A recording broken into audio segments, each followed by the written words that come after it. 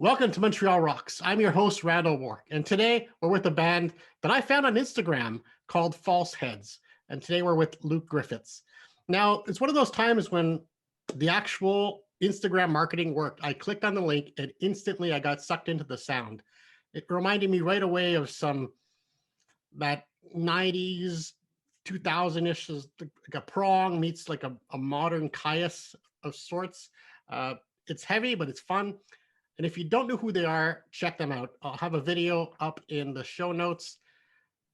Let's just say that when the ex-manager of the Ramones, Danny Fields, calls them one of the best live bands in the world, you have to take notice. Or when Iggy Pop says they're young and talented and going places. If they come to my town, I'd show up for that. If they come to your town, you might want to show up. That's pretty high praise, my friend. Yeah, thank you. Thanks for having me. Thanks for the intro. Yeah, no, it is. I mean, you can't really ask for more than that, to be perfectly honest. There's two quotes. Yeah. I always like to start a conversation talking about your origin story. I want to find out where this all kind of happened. I know that the three of you, it's Luke, Jake, and Barney. You're all friends from a long time ago, friends from school. But let's talk about you. I want you to picture yourself as a small child. Maybe you're looking through your parents' record collection, and I want to see. Was there a time where music kind of became more important in your life? Maybe when you found a music that spoke to you as opposed to just listening to what everybody else was listening to? Yeah, definitely. I sort of had a two-pronged thing with music. My first sort of real love was kind of um, Eminem. Probably when I was about 10, 11. I just thought it was like so rebellious, and he spoke about stuff that I hadn't really heard in pop music before. And considering he was one of the biggest sort of pop acts in terms of popularity, I just thought it was like astonishing. So the Slim Shady LP and the Marshall Mathers LP when I was like 10 to 12 was sort of all I listened to really, because it was just different from what was on the radio. And then around 15, 16, kind of rock and roll was what like made me start to want to make music. It was my auntie was a big Nirvana fan, and she lent me Nevermind, and then I was like, what is this? This is just like, I've never heard anything like this before. I mean, I'd kind of heard Teen Spirit like everyone had, but listening to the album, and then from there it was sort of like OK Computer, and I was like, I can't believe there's all this music out there that I'd never listened to. And my dad gave me some of his Dylan records and Beatles records, and then it was like Pixies and Elliott Smith, all between the ages of like 15 to 18, really. So they were the artists that really sort of shaped me. But it sort of started at Eminem, and then yeah, like Nirvana and Radiohead was sort of that spark, really. I know that the Pixies was one of those influential bands. When you hear "Where Is My Mind," even today, what's going through your mind when you hear that song? Like, bring us. It's Is it bring back a memory or? yeah. It's one of my favorite songs. I still think it's one of the best songs ever written. Um, I just remember sort of it was one of the songs I first started to jam on with my friends, and around that time I started to get into like film and literature. So obviously, the classic lit at the end of Fight Club, Mm. but it was sort of in the same sort of year really where I listened to Surfer Rosa for the first time, and then I watched Fight Club, which kind of made it like next level famous. So I suppose my memories of it were really just sort of playing it in my room with my friends Darian and Jake at the time, who would then I'd make a band with later in life. So yeah, it brings back sort of being around 15, 16, to be honest.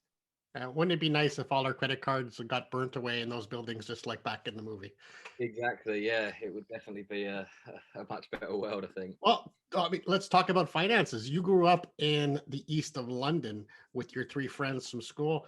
Uh, in Montreal, I'm in Montreal, Quebec, Canada, and we have the wealthy that live in the west, and we have the poor that live in the east. It always seems to be the east. How was it growing up in that neighborhood? And what was the biggest lesson that you kept from growing up in a neighborhood that was maybe not as wealthy as the others? Well, we've all had kind of a weird experience, I think, where all of our families were from really working class parts of the East End, kind of like East End villain territory. My family was from Canning Town. I was born in Newham Hospital. Jake was from Seven Kings, and Barney was from East Ham. And then it's that sort of thing where all of our families got, a better job or a better financial situation, and we all sort of moved out to a more kind of middle class area just on the outskirts of East London. So we sort of had that weird bridging of the gap where we were all like the first kids to go to university, and we come from that, that kind of working class world. And I remember we'd go back when we moved to Upminster. When I moved to Upminster, we'd go back to Canning Town where my family was. I used to feel really grateful that, my mum and dad had done all they could to sort of move me out of that world to try and give me a better opportunity at life. So we've always had that weird perspective of not many families or kids manage to do that, because the class system is, horrible and almost just an unrelenting cycle. So I think we've got quite a unique perspective of it, where I didn't really feel like, I always felt like I didn't fully fit in at uni. They all seemed very posh and from like the more classical middle classes, upper middle classes, but I wasn't, we'd come out of that world, of that working class world. So it was just, I don't think it's any coincidence that us two are in a band, put it that way. I think it's probably a reason we gravitated towards each other. Hey, the birth of punk was all about the class system, everything that was happening anyway in the UK. But it's funny that you gravitated toward all these US bands. So you're kind of already trying to escape the reality of the life that you were, and looking at the US maybe for some inspiration on what could be possible. Not that any place is perfect. We all have our neighborhoods that are worse off than others. None of us are living the perfect life. Do you think that those experiences of growing up and moving around? I mean, Camden Town is a great place. I've been to London once. I loved Camden Town. It was just so artistic. There's like all these cool shops. Do you think that it gave you an edge over maybe the bands today that have everything given to them? They haven't had to struggle to make music. Oh yeah, I mean that's the weird thing. I mean, I can't pretend that I had a really rough, time. We moved out when I was small. Jake and Barney moved out a bit later on, around 11, 12, and my parents did that to give me a better education, to go to a better school, which wasn't a private school, but the schools that my dad and mum went to, was just almost pointless in those sort of areas. And so I had a good education, and I just always thought it was interesting, the dynamic between when I'm sort of involved in that world, and I went to university and then went to the music industry, and I was just always grateful that we'd moved out of a poor area to an area where it gave me more opportunities. And a lot of kids don't have that. But then to be faced with the people in the music industry, which are, if we're all being completely honest, they're from the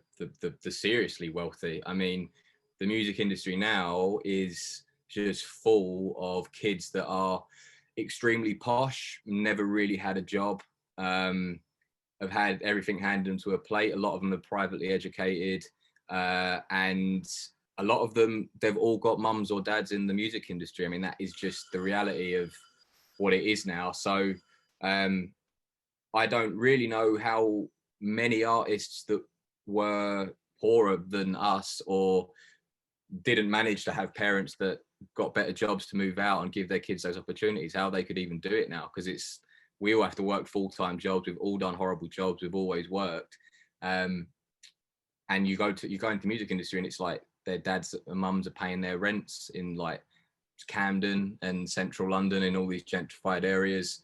They've all got influence and parents in the music industry. I think hip hop and grime are the only genres left where it seems to be, you can come from a working class family, you can come from a poor area, and there's a support system there, and people want to see it. I think rock and roll in particular now, it's a very, very middle class endeavor now. It's like, even the accents you come across, it's like they all speak like the Queen. It's a strange world. It's a bit depressing really, but I gravitate towards punk as well. I mean, like the Sex Pistols and the Clash were two bands that I really got into. London Calling and Nevermind the Bollocks I thought were phenomenal, but there's just something I identified with kind of Kurt and Radiohead, to be fair, who are British, and the Pixies. I just thought their lyrics, and Elliott Smith. I think I was sort of starting to proper deal with my mental health that I'd sort of realised that I'd been struggling with since I was about 10, and I just sort of gravitated towards that. I think in particular, but yeah, the class system in the music industry is it's widening as well. It's like it feels like a wealth gap in itself. It's the kids there that are coming through are just, you very rarely meet someone that has a regional accent, I think, anyway. I find that a lot of musicians use music, especially the lyrics, to express themselves and to maybe clarify thoughts in their head. You talked about mental health. I'm seeing a lot of links between a lot of the good bands. The ones that at least I can really connect to are the ones that speak from a place of truth. I think if you have everything handed to you, it might be hard to have that experience. But you might be able to be, you might be a great musician. But I think I resonate more with people who maybe discuss their struggles. They're open about how they feel, and we might not feel the same way, but we can at least identify with some of the thoughts. We might even take the thoughts and apply them to ourselves in a totally different way, and that's okay, I think. I think I mean, there's some elements that are transcendent. I mean, Radiohead famously, they were all privately educated, and I don't try and see any, if the music's brilliant and it speaks to me, it speaks to me. I don't purposely try and go out to like work out where they're from. I love NWA and Mobb Deep, and I love Radiohead. So like, it's not a thing like that. But I think it's a bit of a problem when it's so orientated around that world now, where we're having good conversations in a lot of ways about, diversity and stuff, but we're not, for some reason, we don't seem to talk about class almost at all when it comes to sort of the entertainment industry. Like the awards dues, you see celebrities walk up there and say something about representation, and I get all of that. I think their conversation's worth having, but no one wants to talk about the elephant in the room, which is so many musicians and actors that come through seem to be related to someone else in the industry. I mean, on the top of my head, I'm trying to think of a young actor that's working class. I think John Boyega is probably the only one that I can think of that he was from Stratford, which wasn't far from where I was born. And yeah, it's just a weird thing. And I think it's because in reality that structure has grown, especially in rock and roll. I think probably since the financial crash, probably since a little bit more than that. And they don't really want to talk about the fact that a lot of their privilege has come from class. I think that's something that is going on anyway. Well, let's go back to your band and how you've kind of, like, I mean, your name is False Heads, but you kind of had a false start, right? You're this hot new band. You've got all these accolades. There's plans in play to, reveal you to the world in 2020, and COVID-19 hits. Yeah, it was that's a punch to the stomach, man. Like, how did you push forward despite this detour? It was very frustrating, obviously. We've been working for 4 or 5 years. As I say, we've all been doing horrible jobs, delivery drivers, labouring, leafleting, working in pubs to sort of try and make it work. Yeah, it got to a point where we felt like, we'd got the album on a record label, we'd got our agent, we've got all the team, everything in place that we've been sort of working for 5 years. And we'd had a couple of problems with some other record labels. I mean, we were like 21 when we first signed a record deal. We thought that was going to be brilliant, and that fell apart. We had a couple of legal battles there. We was like, so get to a point, and then the pandemic happens. It just sort of felt like, the universe was trying to tell us something. But we took a couple of months off. Our manager was just like, look, just chill out for a little bit, get your head straight. And we released the album on the Friday. On the Monday, the whole country, the UK, was locked down, and then the following week, most of the world was locked down. So we just sort of had to reevaluate, and then we just sort of put a plan together. We started running some social media campaigns, which are pretty much, part and parcel of most album campaigns anyway. And then put together a plan. We sort of slowly started re-releasing it about a month ago, 2 months ago. We'll be doing a repress of the vinyl because most of the original vinyl's gone. And yeah, we just sort of picked ourselves up, started writing, formulated a plan over a year, and we sort of know where we're going to go now. Obviously, fingers crossed, depending on the COVID situation, but we have a rough idea of where we're going to go. And yeah, we've just sort of started recording tracks for the second album. So, you know, somehow we managed to come to come through on the other side. So the album we're talking about is the one behind me. It's all here, but you're dreaming. Were you able to kind of rework some of the tracks the way you wanted them? Yeah, because we'd sort of again, because the industry's changed. I think a lot of people have like the sort of image in their head that you get signed and you get given $100,000, you quit your job, and then you can record loads of demos and you get chucked in and do your first album. But it's not really like that anymore. So we recorded a couple of EPs on the first label we were signed to, first indie label we signed to, and we'd done an all right job, but there was not a load of budget. So we got a producer who we really liked called Johnny, and he did the best that he could, put them out. And then for the album, we were like, let's take some of the old songs. We finally got a chance to do the album and rework them. So that's what we did.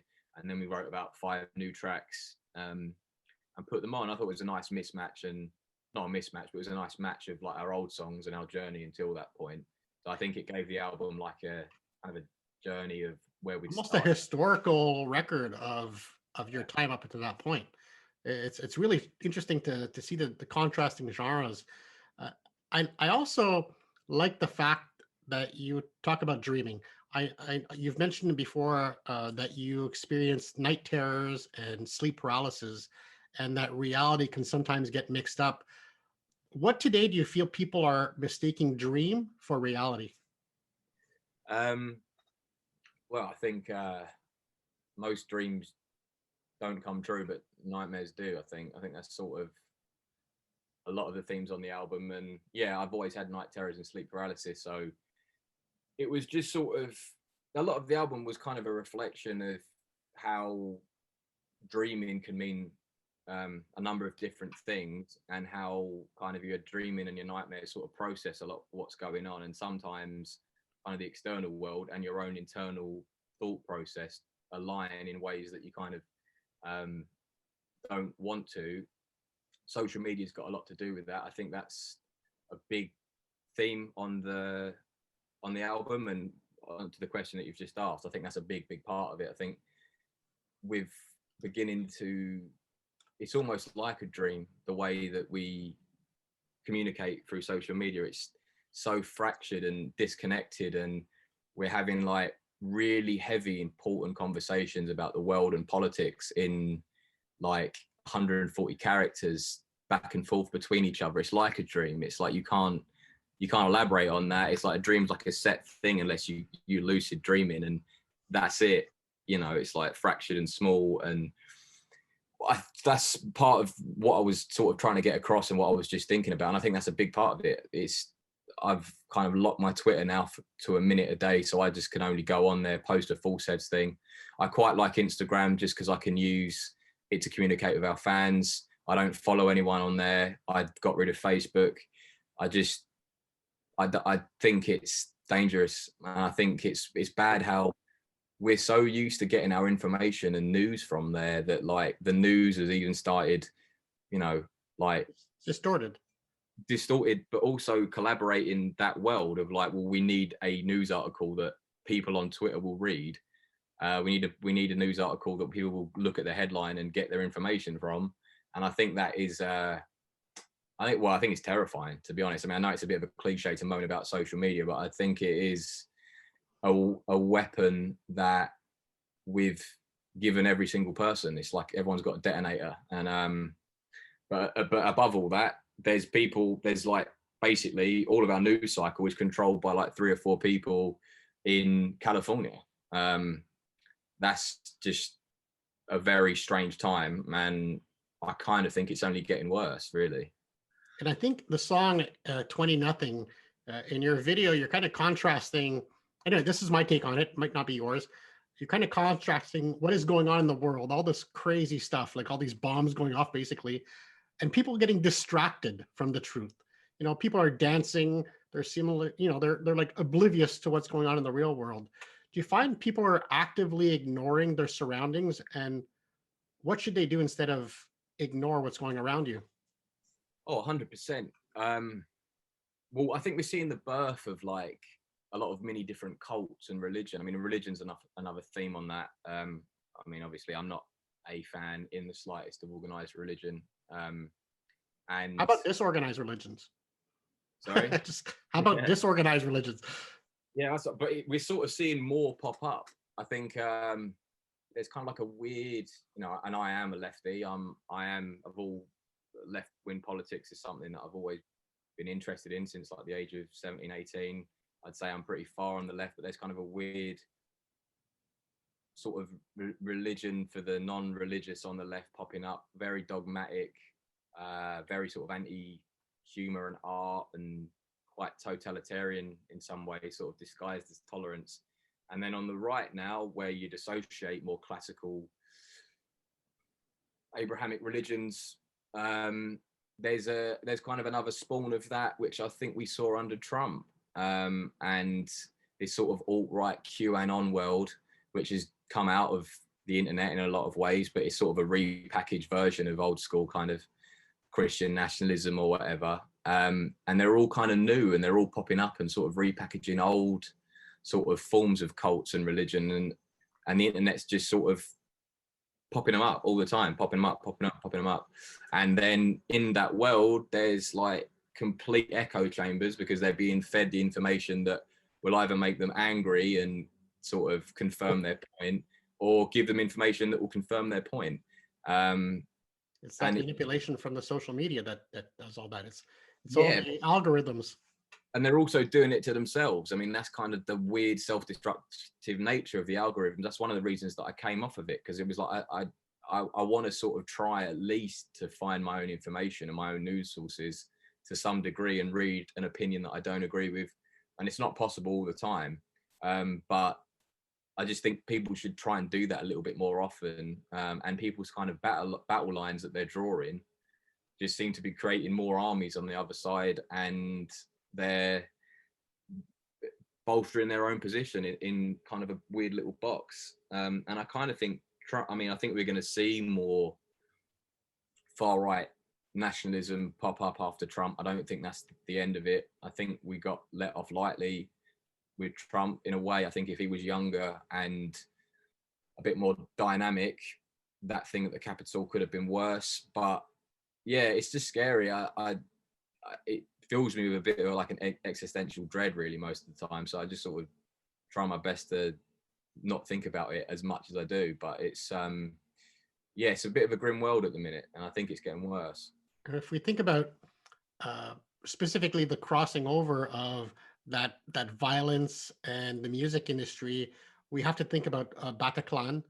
And Mm. interestingly enough, something so horrible when Nick Alexander was killed. He's the merch, he was at the merch booth for Eagles of Death Metal, and that was also a launching pad for you.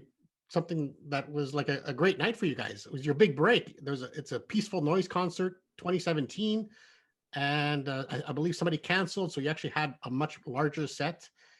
What was Uh, your favorite memory of that night? I mean, it was just amazing. I mean, really, like that is sort of just horrible religious fascism versus beauty and art. I mean, that's kind of like horrible, narcissistic, mean-spirited people that blindly follow an ideology and are willing to kill over it, versus kind of the only thing that I think separates humanity from animals, which is art and music, and sort of those two things form togetherness. Well, I used to think that. I think even that's gone a bit astray, but it was just, yeah, I mean, and we became friends with Zoe.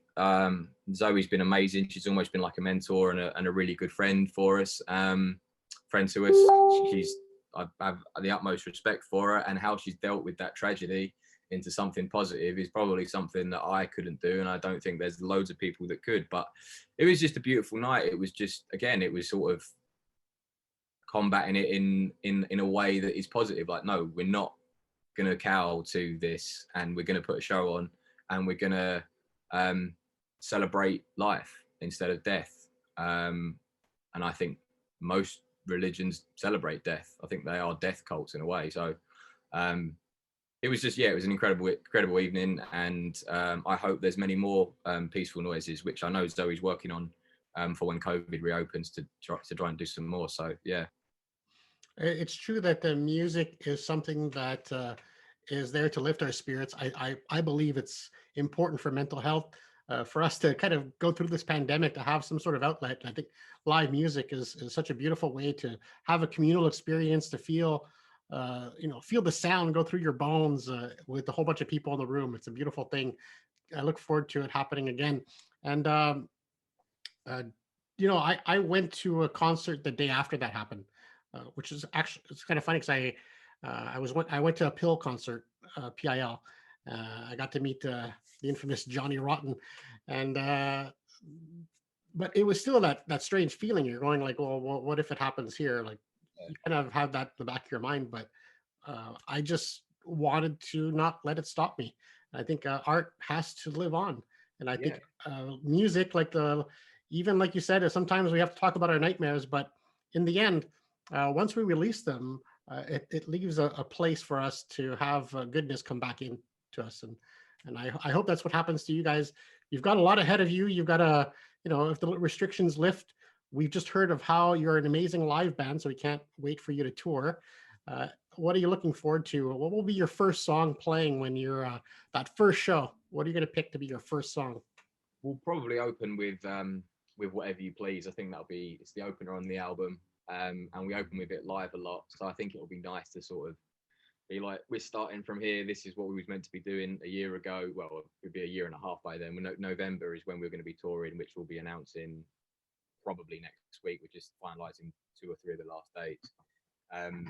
So yeah, it'll be Whatever You Please, to sort of be like, right, this is where it was meant to start, and this is where we're going to start. And yeah, I'm literally can't wait. It's been so long.